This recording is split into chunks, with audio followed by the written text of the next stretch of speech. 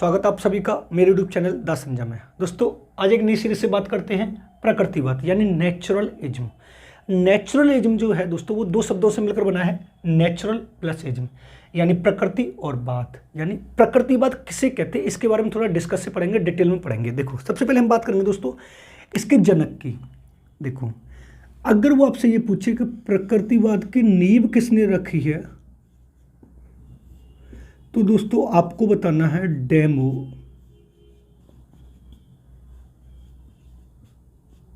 Democritus. लेकिन अगर वो आपसे ये पूछे कि प्रकृतिवाद के जनक कौन है तो आपको बताना है रूसो।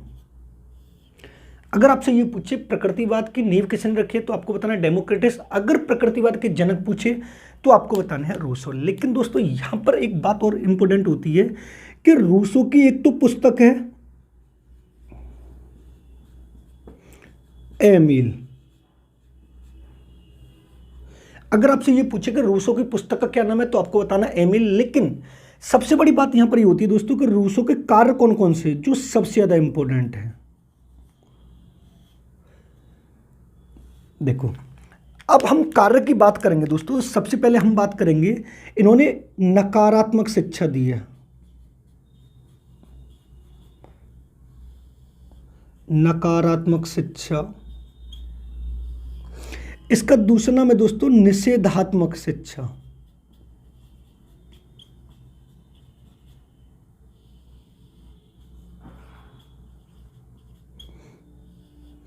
उसके बाद इन्होंने बोला है प्रकृति की ओर लौटो।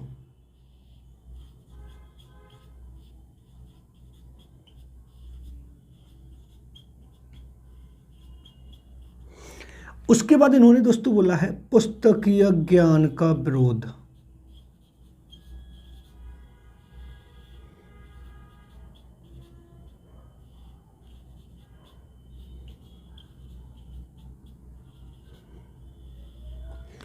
अब इनमें से कोई सा भी एक पॉइंट आता है तो ये समझ लीजिए आपको बताना कौन है। रूसो ने बोला है एक तो नकारात्मक शिक्षा पर बल दिया, दूसरा निषेधात्मक शिक्षा पर बल दिया है, नेक्स्ट प्रकृति की ओर लौटो या पुस्तकीय ज्ञान का जो विरोध किया वो दोस्तों किसने किया, रूसो ने। लेकिन एक बात और हम यहां पर समझेंगे कि ये जो मैंने आपको कार्य रूसो के लिखाए हैं, अब रूसो जो थे दोस्तों वो पाश्चात्य दार्शनिक थे। पाश्चात्य मीन्स विदेशी, पाश्चात्य दार्शनिक। लेकिन अगर ये कार्य जितने भी पूछेगा तो आपको रूसो लगा देना। लेकिन यहां पर एक और बात ये होती है, अगर वो आपसे ये पूछे कि रूसो के मित्र कौन है, रूसो के मित्र प्लस सहयोगी, तो आपको दोस्तों यहां पर बता देना है रविंद्रनाथ टैगोर। अब जो टैगोर थे दोस्तों वो आपको यहां पर यह समझना है, जो टैगोर थे वो कौन थे, भारतीय दार्शनिक। ये कौन थे, भारतीय दार्शनिक। जबकि रूसो कौन है, पाश्चात्य दार्शनिक। यानी भारत में रूसो के समर्थक या रूसो के पूरक या रूसो के सहयोगी जो माने जाते हैं वो कौन माने जाते हैं, टैगोर माने जाते हैं। तो इसका मतलब यह है कि रूसो के जितने भी कार्य थे उन्हीं पर बल किसने दिया है, टैगोर ने दिया।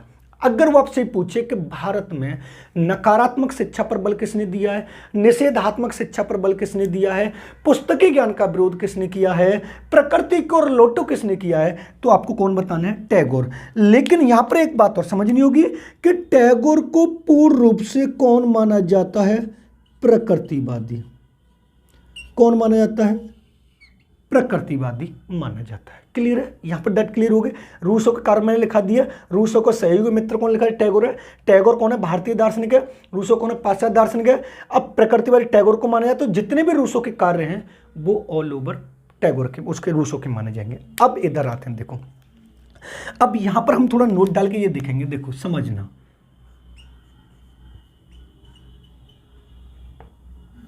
देखो एक चीज और बता लेते हैं आपको, अगर वो आपसे ये पूछ लिया है कि प्रकृतिवाद का जन्म कहां पर हुआ है, इसको भी लिख लेना है दोस्तों। तो आपको दोस्तों बताना है यूरोप में। कहां पर हुआ है, यूरोप में हुआ है। और इसकी जो नींव रखी थी वो किसने रखी? डेमोक्रिटस ने।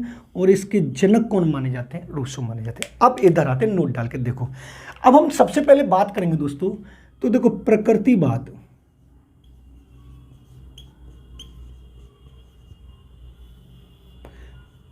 प्रकृति पर बल देता है।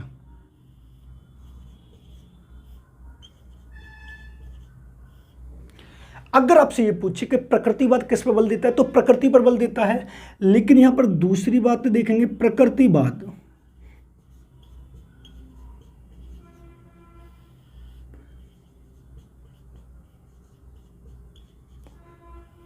भौतिक ज्ञान पर बल देता है। देखो मैंने आपको एक बात ये बताई थी, इससे पहले वाली जो मैंने वीडियो शूट की थी उसमें मैंने आपको आदर्शवाद पढ़ाया था। और आदर्शवाद में दोस्तों मैंने आपको ये वाली बात बताई थी कि जो आदर्शवाद है वो पूर्ण रूप से आध्यात्मिक ज्ञान पर बल देता है। देखो ज्ञान के दो भेद होते हैं, मैं इधर पढ़ा दे रहा हूं आपको, इधर लिख लेंगे। अगर देखते हैं, वो पूछता है कि ज्ञान के भेद,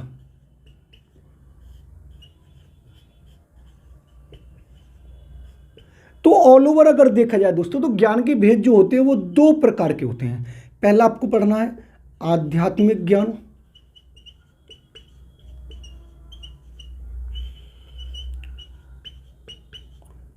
और दूसरा जो पढ़ना है वो पढ़ना है भौतिक ज्ञान।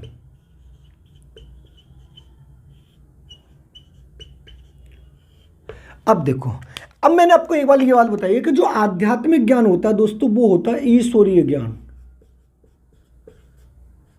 कौन सा ज्ञान होता है? ईश्वरीय ज्ञान। और जो भौतिक ज्ञान होता है वो होता है मानव निर्मित ज्ञान।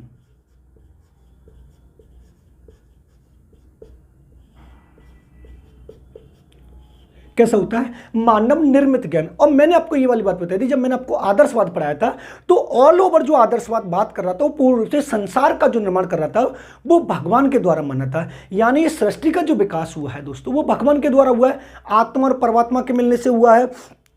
सत्यम शिवम सुंदरम पर बल देता है, मन पर सर्वाधिक बल देता है। लेकिन अभी जो हम पढ़ रहे हैं दोस्तों वो प्रकृतिवाद पढ़ रहे हैं, और प्रकृतिवाद का जो बल है वो किस पर दे रहा है? प्रकृति पर दे रहा है। और प्रकृतिवाद ने अपने यहां पर जिस ज्ञान पर बल दिया है वो कौन सा ज्ञान है?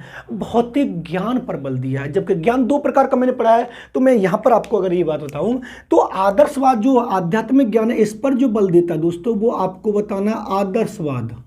कौन देता है? आदर्शवाद। जबकि भौतिक ज्ञान पर बल कौन दे रहा है? तो दोस्तों आपको बताना है प्रकृतिवाद। और मैं आपको यह समझाने की कोशिश कर रहा हूं कि आध्यात्मिक ज्ञान जो होता है दोस्तों वो ईश्वरीय ज्ञान होता है, वेद पुराण उपनिषद वेदांग जो कुछ भी है। लेकिन जो मनुष्य ने द्वारा निर्मित किए गए हैं, जिसमें मनुष्य के द्वारा निर्मित जो ज्ञान बनाया गया है वो कौन सा ज्ञान है? भौतिक ज्ञान है। मान लीजिए जैसे ये मार्कर है, ये मार्कर है, ये वॉच है, ये शर्ट पहने, ये माइक लगा हुआ है, ऐनक लगा हुआ है। ये जो टोटल ज्ञान है वो कौन सा? हमारा भौतिक ज्ञान। और ऐसा ज्ञान जो ब्रह्म ज्ञान की प्राप्ति करवाए, ऐसा ज्ञान जो भगवान की प्राप्ति करवाए, ऐसा ज्ञान जो भगवान की जानकारी प्रदान कराए, उसको हमने क्या बोला है? आध्यात्मिक ज्ञान। अच्छा, इनका एक और नाम और मैं आपको डिटेल में बता दूं अगर आपको प्रॉब्लम ना हो। देखो इस वाले ज्ञान को हम एक और नाम से जान सकते हैं, अपरा ज्ञान।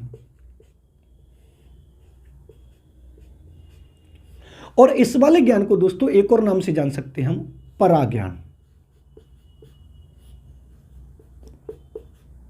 ये दोनों ज्ञान जो दोस्तों मैंने आपको जो बताए थे वो वैदिक कालीन वाली शिक्षा में बताए थे। अपराज्ञान और पराज्ञान, इनको लौकिक अलौकिक भी बोल सकते हैं, वो कई तरीके से बोल सकते हैं। इधर आते हैं, देखो एक और बात होती है प्रकृतिवाद।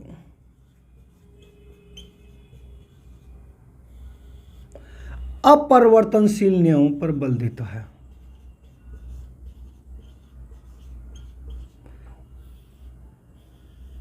अपरिवर्तनशील नियमों पर बल देता है। जबकि परिवर्तनशील नियमों पर बल कौन दे रहा था? वो आदर्शवाद है। यानी प्रकृतिवाद ये कहता है कि संसार में एक बार जो प्रकृति स्थापित हो गई उसके बाद हम उसमें चेंज नहीं कर सकते हैं। उसके बाद फिर हम पढ़ेंगे बाल केंद्रित शिक्षा पर बल देता है।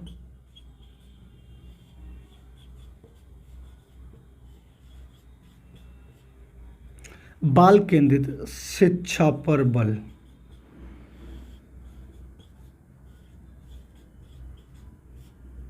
उसके बाद दोस्तों आपको बताए पूछेगा वो आपसे, इस सृष्टि का विकास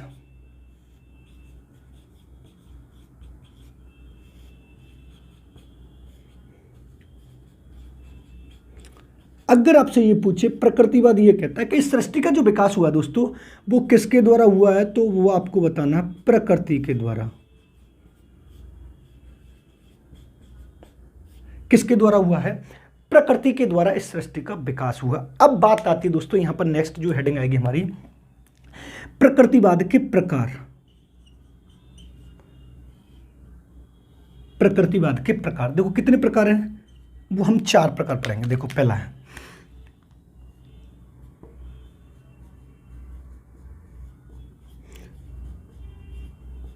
परमाणुवादी प्रकृतिवाद,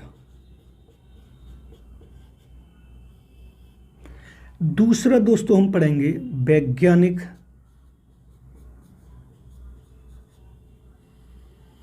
इसको बोल सकते हैं हम भौतिक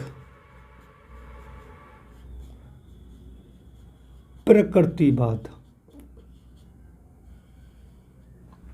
उसके बाद तीसरा जो हम बोलते हैं दोस्तों वो बोलेंगे यांत्रिक प्रकृतिवाद।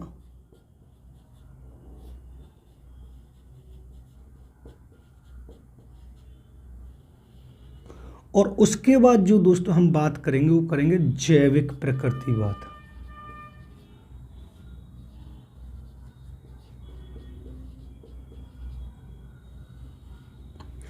अगर आपसे ये पूछे प्रकृतिवाद के कितने प्रकार हैं, तो ये 4 प्रकार है। परमाणुवादी प्रकृतिवाद, वैज्ञानिक भौतिक प्रकृतिवाद, यांत्रिक प्रकृतिवाद और जैविक प्रकृतिवाद। अगर आपसे ये पूछे कि प्रकृतिवाद के अनुसार सृष्टि का विकास किसके द्वारा हुआ है, तो प्रकृति में जो छोटे छोटे अणु और परमाणु हैं उनके मिलने से इस सृष्टि का विकास हुआ। ये कौन सा कहता है? परमाणुवादी प्रकृतिवाद कहता है।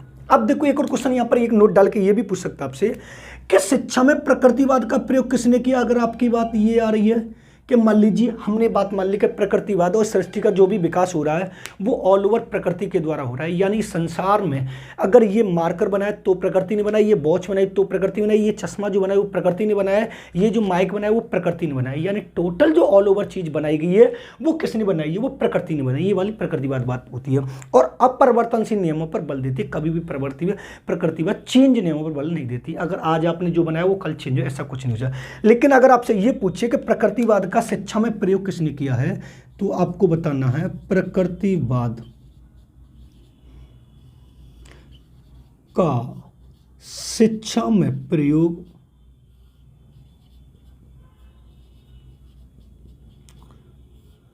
तो आपको लगाना बेकन, कमेनियस। कौन लगाना है? बेकन और कम्युनिस्ट लगाना है। यानी प्रकृतिवाद को शिक्षा में प्रयोग करने वाले 2 वैज्ञानिक या 2 दार्शनिकों का नाम बताइए, तो आपको बताना बेकन और कम्युनिस्ट। अगर आपसे ये पूछे प्रकृतिवाद के प्रकार कितने हैं, तो परमाणुवादी प्रकृतिवाद, वैज्ञानिक भौतिक प्रकृतिवाद, यांत्रिक प्रकृतिवाद और जैविक प्रकृतिवाद। प्रकृतिवाद इस सृष्टिकरण में प्रकृति के द्वारा मानता है और किस शिक्षा पर बल देता है, तो आपको मैंने बता दिया बाल केंद्र शिक्षा पर बल देता है। और कौन से अपरिवर्तनशील नियमों पर बल देता है? और भौतिक सत्ता को मानता है। ज्ञान कौन सी चीज है? 2 मैंने प्रकार बता दिए। ज्ञान के 2 भेद होते हैं ऑल ओवर देखा जाए, आध्यात्मिक ज्ञान जिसको पराज्ञान बोलते हैं और जिसको ईश्वरीय ज्ञान बोलते हैं। लेकिन जो प्रकृतिवाद जो दोस्तों होता है वो अपने यहाँ पर सिर्फ भौतिक ज्ञान को मानता है, यानी मनुष्य के द्वारा जो निर्मित होता है वो मानता है। अब हेडिंग आती है दूसरी कि प्रकृतिवाद की शिक्षण विधियां। अब यहां पर शिक्षण विधियां आती हैं कि प्रकृतिवाद की शिक्षण विधि कौन कौन सी हैं।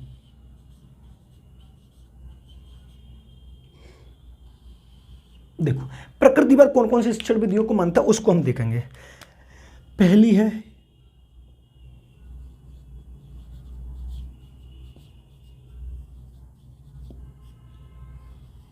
ह्यूरिस्टिक विधि, दूसरी है डाल्टन विधि, नेक्स्ट है निरीक्षण विधि,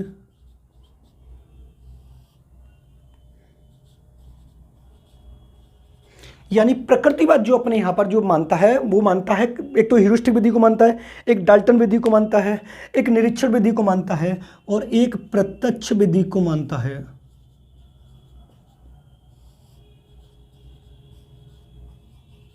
और एक मानता दोस्तों खेल विधि को। देखो अगर विधि देखी जाए तो दोस्तों बहुत सारी विधि हैं, जिसकी वीडियो मैं बनाऊंगा तो ऑल ओवर विधियों की बनाऊंगा, जिसमें ऑल ओवर जितनी विधि होती है उनको पढ़ा दूंगा पूरा। लेकिन अगर शिक्षण विधि आपसे पूछे और प्रकृतिवाद से आपसे ये बोला जाए कि प्रकृतिवाद में कितनी शिक्षण विधियों का प्रयोग किया जा रहा है, तो सिर्फ आपको 5 बतानी है। ह्यूरिस्टिक विधि, डाल्टन विधि, निरीक्षण विधि, प्रत्यक्ष विधि और खेल विधि। वैसे शिक्षण विधि बहुत सारी, लेकिन प्रकृतिवाद अपने यहाँ पर इन 5 विधियों का प्रयोग करता है। अब इनके जनक की बात करें तो ह्यूरिस्टिक विधि के जनक जो हैं वो H.E. आर्मस्ट्रॉन्ग है। H.E. आर्मस्ट्रॉन्ग। अगर डाल्टन विधि के देखा जाए तो हेनरी पार्कहर्स्ट है। हेनरी पार्कहर्स्ट है। निरीक्षण विधि और उसके हैं मिल्टन। प्रत्यक्ष विधि का कोई है नहीं और खेल विधि के जनक कौन है? फ्रॉबेल। इसके जनक कौन है? फ्रॉबेल है। अगर आपसे ये पूछे प्रकृति, देखो मैं एक फिर भी बात कर रहा हूं, ये वो विधि है जो एक छात्र को प्रकृति में स्वतंत्र छोड़ देती हैं, जिससे वो जैसे चाहे वैसे सीख सकता है। ह्यूरिस्टिक विधि को हम खोज विधि भी कह सकते हैं। प्रकृतिवाद ने कहा था कि बच्चे को स्वतंत्र छोड़ दीजिए, जैसा वो सीखेगा वैसा वो सीख लेगा, बिल्कुल फ्री ऑफ कॉस्ट छोड़ दीजिए। ऐसा नहीं कि मतलब उसे पाबंदी या बंदरों में लगाओ, ऐसा कुछ नहीं है। डाल्टन विधि जैसे जैसे वो खोज करता बनेगा वैसे वैसे अपने उनका विचारों का प्रयोग करेगा। निरीक्षण विधि आंखों के द्वारा किया गया, प्रकृति में फ्री छोड़ दोगे, जो जो आंखें उसकी देखेंगे वो काम कर लेगा। प्रत्यक्ष विधि जो उसे सामने दिखाई दे रहा है। खेल विधि खेल खेल के द्वारा सीखना। अब इधर आते हैं हम, अब यहां पर हेडिंग आती है दोस्तों दूसरी कि प्रकृतिवाद और अनुशासन। प्रकृतिवाद और अनुशासन।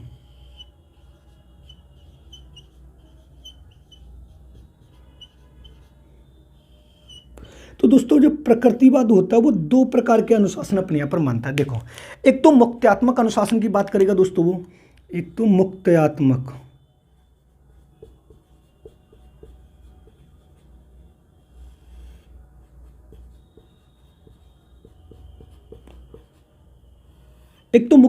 अनुशासन की बात करेगा, एक प्राकृतिक परिणामों द्वारा अनुशासन। प्राकृतिक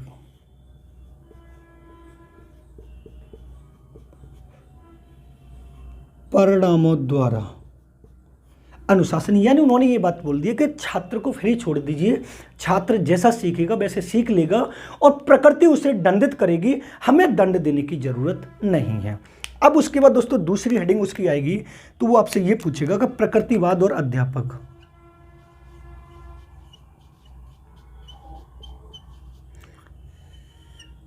प्रकृतिवाद और अध्यापक।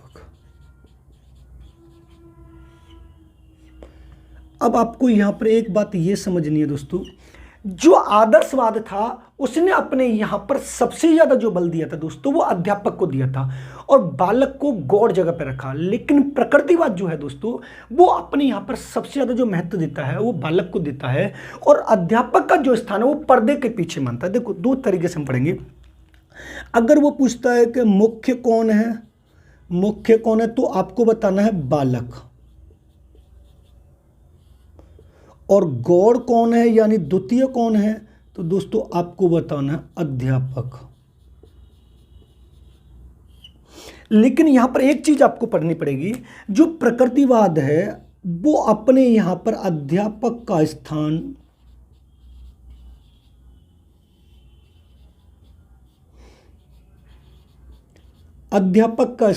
पर्दे के पीछे मानते हैं।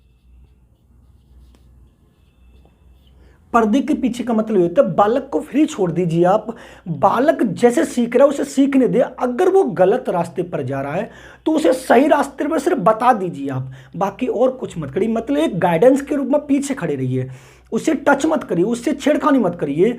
अगर वो गलत रास्ते पर जा रहा है, वो सही नहीं सीख पा रहा है, तो उसे थोड़ा गाइड कर दीजिए पीछे खड़े होके, और बाकी पूरा काम बालक को करने दीजिए, फ्री छोड़ दीजिए। इसी वजह से मुक्त्यात्मक अनुशासन उस पर बल दिया है। अगर आपसे ये पूछे प्रकृतिवाद में मुख्य स्थान किसका है, तो आपको दोस्तों बताना बालक का। अगर गौड़ स्थान किसका है, तो आपको बताना अध्यापक। और प्रकृतिवाद में जो अध्यापक को माना गया दोस्तों वो पर्दे के पीछे माना गया है। आप पीछे खड़े रहिए, बालक जैसे वैसे अपने आप सीख लेगा।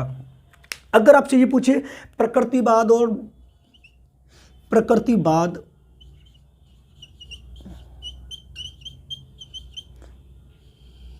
व पाठ्यक्रम।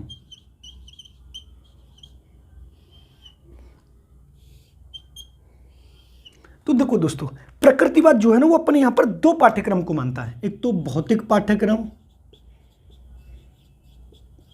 यानी भौतिक विषय, और एक दूसरा हो प्राकृतिक विषय। दूसरा कौन सा है? प्राकृतिक विषय। जब भी प्रकृतिवाद का पाठ्यक्रम बनाया जाएगा तो पहली बात तो बालक को ध्यान में रख के बनाया जाएगा, और जब बालक को ध्यान में रख के बनाया जाएगा तो वहां पर सिर्फ दो ही विषय रखे जाएंगे। ऐसा विषय जो मनुष्य का ज्ञान कराता हो, ऐसा विषय जो प्रकृति का ज्ञान कराता हो। इन भौतिक विषय और प्राकृतिक विषयों को जो रखने का जो बल दिया है वो किसने दिया है? प्रकृतिवाद ने दिया। लेकिन दो चीज और यहां पर अच्छे से होगी, समझनी पड़ेगी आपको। नोट डाल के हम पढ़ेंगे, नोट डाल के देखो।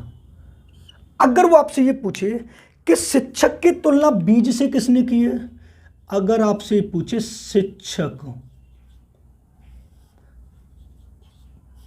की तुलना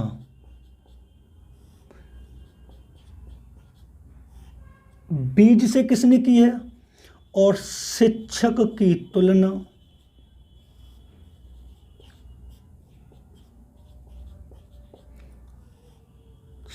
तुलना माली से किसने की है? देखो, अब आपसे यह पूछेगा कि प्रकृतिवाद में शिक्षक की तुलना बीज से करने वाले दार्शनिक का नाम बताओ, तो आपको बताना है दोस्तों पेस्टोलॉजी। कौन बताना है? पेस्टोलॉजी। अगर माली से पूछे तो दोस्तों आपको बताना है फ्रोवेल। यानी दो तरीके से आपसे पूछेगा, प्रकृतिवाद में शिक्षक की तुलना बीज से करने वाले दार्शनिक का नाम बताइए, तो आपको पेस्टोलॉजी बतानी है। प्रकृतिवाद में शिक्षक की तुलना माली से किसने की है, तो आपको फ्रोवेल बताने हैं। क्लियर? ये है पूरा प्रकृतिवाद। देखो ऑल ओवर फिर मैं बता दे रहा हूँ, प्रकृतिवाद जो है अपने यहाँ पर प्रकृति को महत्वपूर्ण स्थान देगा, संसार का निर्माण प्रकृति के द्वारा मानेगा, प्रकृति को कभी चेंज नहीं करेगा, बालक को महत्वपूर्ण स्थान देगा, और जो कुछ भी कारोबार होगा वो बालक को ध्यान में रखकर होगा, मुक्त्यात्मक अनुशासन पर बल देगा। अब समझते हैं दोस्तों, प्रकृतिवाद को इंग्लिश में नेचुरलिज्म कहा जाता है, जिसकी उत्पत्ति दो शब्दों से हुई है, नेचुरल प्लस इज्म। यानी जिस शब्द के पीछे इज्म लग गया तो ये समझ लीजिए बाद की बात हो रही है, यानी प्रकृतिवाद। अगर आपसे ये पूछे प्रकृतिवाद का जन्म कहाँ पर हुआ, तो आपको यूरोप में बताना है। प्रकृतिवाद की नींव किसने रखी? डेमोक्रिटस ने रखी। प्रकृतिवाद के जनक कौन है? रूसो। रूसो कौन है? पाश्चात्य यानी विदेशी हैं, वो ऐसे भी कह सकता है। पाश्चात्य को एक तरह से हम क्या बोलते हैं, तो आपको बताना है विदेशी हैं। कौन है? विदेशी हैं। अब प्रकृतिवाद के सहयोगी और मित्र कौन माने जाते हैं भारत में, तो टैगोर माने जाते हैं। टैगोर कौन है? भारतीय दार्शनिक। टैगोर को कौन माना जाएगा? प्रकृतिवाद। और रूसो की एक पुस्तक है एमिल, और रूसो के कारण नकारात्मक शिक्षा, निषेधात्मक शिक्षा, और पुस्तकीय ज्ञान का विरोध, और प्रकृति की ओर लौटो। क्लियर है? एक इनकी पुस्तक एमिल है। अगर आपसे ये पूछे प्रकृतिवाद किस पर बल दे रहा है, तो प्रकृतिवाद प्रकृति पर बल दे रहा है, भौतिक ज्ञान पर बल दे रहा है, अपरिवर्तनशील नियम पर बल दे रहा है, बालकेंद्र शिक्षा पर बल दे रहा है, और सृष्टि का विकास किसके द्वारा मानना है, वो प्रकृति के द्वारा मानना है। अगर आपसे ये पूछे प्रकृतिवाद के प्रकार कितने हैं, तो 4 प्रकार हैं: परमाणुवादी प्रकृतिवाद, वैज्ञानिक प्रकृतिवाद, यांत्रिक प्रकृतिवाद और जैविक प्रकृतिवाद। लेकिन आपसे ये पूछे कि प्रकृतिवाद को शिक्षा में प्रयोग करने वाले 2 दार्शनिकों के नाम बताइए, तो आपको बताना बेकन और कम्युनिस्ट। प्रकृतिवाद ने अपने यहां पर सिर्फ 5 शिक्षण विधियों का प्रयोग किया है: डाल्टन विधि, ह्यूरिस्टिक विधि, निरीक्षण विधि, प्रत्यक्ष विधि और खेल विधि, जो मैंने यहां पर लिख दी है। ह्यूरिस्टिक विधि के जनक पूछे तो आपको H.E. आर्मस्ट्रॉन्ग, डाल्टन विधि के हेनरी पार्कस्ट, निरीक्षण विधि के मिल्टन, प्रत्यक्ष विधि के कोई जनक है नहीं, और खेल विधि के जनक कौन है? फ्रोवेल है। अब आपसे ये पूछा जाए प्रकृतिवाद अपने यहाँ पर किस ज्ञान को मानता है, तो मैंने पहले लिख दिया है कौन से ज्ञान को मानना है, भौतिक ज्ञान को मानता है। लेकिन ऑल ओवर अगर देखा जाए, जितने भी मैं दर्शन आपको पढ़ा रहा हूँ, पहले ही पढ़ा चुका और आगे पढ़ाऊंगा, तो 2 प्रकार का ज्ञान ही पढ़ाऊंगा, भौतिक ज्ञान और आध्यात्मिक ज्ञान। इससे पहले वाली वीडियो मैंने आपको आध्यात्मिक ज्ञान पढ़ाया था, जिसमें मैंने आदर्शवाद पढ़ाया था। भौतिक ज्ञान वो ज्ञान होता है जो मनुष्य द्वारा निर्मित होता है, और आध्यात्मिक ज्ञान दोस्तों वो ज्ञान होता है जो ईश्वरीय ज्ञान होता है, जो ईश्वर की हमें पहचान कराता है कि ईश्वर की पहचान कैसे की जाए, ईश्वर को प्राप्त कैसे किया जाए। अब बात यहां पर ये होती है कि भौतिक प्रकृतिवाद किस ज्ञान को मानेगा, तो आपको बताना है प्रकृतिवाद को मानेगा, यानी भौतिक ज्ञान को। प्रकृतिवाद अपने यहां पर किस अनुशासन पर बल देता है, तो दोस्तों आपको बताना है 2 प्रकार के अनुशासन पर बल देता है, एक तो प्राकृतिक परिणामों द्वारा और एक मुक्त्यात्मक अनुशासन बल देता है। लेकिन मैं आपको पहली वाली वीडियो में भी ये बता चुका हूं कि अनुशासन कितने प्रकार का होता है दोस्तों, तो आपको 2 प्रकार का अनुशासन, 3 प्रकार का अनुशासन बताना है, दमनात्मक अनुशासन, मुक्त्यात्मक अनुशासन और प्रभावात्मक अनुशासन। दमनात्मक अनुशासन दोस्तों वो अनुशासन होता है जिसमें एक अध्यापक छात्र की आवश्यकता और इच्छाओं को दमन कर दे, दबा देता है, जिसको हम जबरदस्ती हिटलर का शासन बोल सकते हैं। मुक्त्यात्मक अनुशासन होता है जिसमें छात्र को स्वतंत्र छोड़ दिया जाता है, जो प्रकृतिवाद छोड़ता है। प्रभावात्मक अनुशासन दोस्तों वो अनुशासन होता है कि मान लीजिए जिस अनुशासन को भी मैं पहले आपसे रख रहा हूं, पहले वो अनुशासन मुझे अपने व्यवहार में डालना पड़ेगा, तब जाके मैं आपसे उस अनुशासन की उम्मीद रखूंगा। यानी शिक्षक अनुशासित तो छात्र अनुशासित, अगर इसकी बात की जाए तो वो कौन सा अनुशासन कहलाता है, प्रभावात्मक अनुशासन। प्रकृतिवाद अध्यापक, देखो आदर्शवाद जो होता था दोस्तों वो अपने यहां पर बालक को महत्वपूर्ण स्थान नहीं देता था, तो वो अध्यापक को देता था। लेकिन जो प्रकृतिवाद है दोस्तों वो अपने यहां पर बालक को महत्वपूर्ण स्थान देता है और अध्यापक को स्थान गौड़ देता है, और अध्यापक का स्थान प्रकृतिवाद में एक पर्दे के पीछे है। क्वेश्चन ये भी पुटअप होता है कि पर्दे के पीछे अध्यापक का स्थान मानने वाले किस बात को मानते हैं, तो प्रकृतिवाद। प्रकृतिवाद पाठ्यक्रम तो 2 प्रकार का पाठ्यक्रम बनेगा, भौतिक पाठ्यक्रम और प्राकृतिक पाठ्यक्रम, यानी ऐसा पाठ्यक्रम जो प्रकृति का ज्ञान कराए। ये है दोस्तों प्रकृतिवाद। वीडियो पसंद आए तो वीडियो को लाइक करें, शेयर करें, कमेंट करें। चैनल पर नए हो तो चैनल को सब्सक्राइब करें, बेल आइकन ऑल को प्रेस करें, जिससे आने वाले वीडियो का नोटिफिकेशन आपको मिलता रहे। मिलते हैं नेक्स्ट वीडियो में। धन्यवाद दोस्तों। आप इसका स्क्रीनशॉट ले सकते हैं।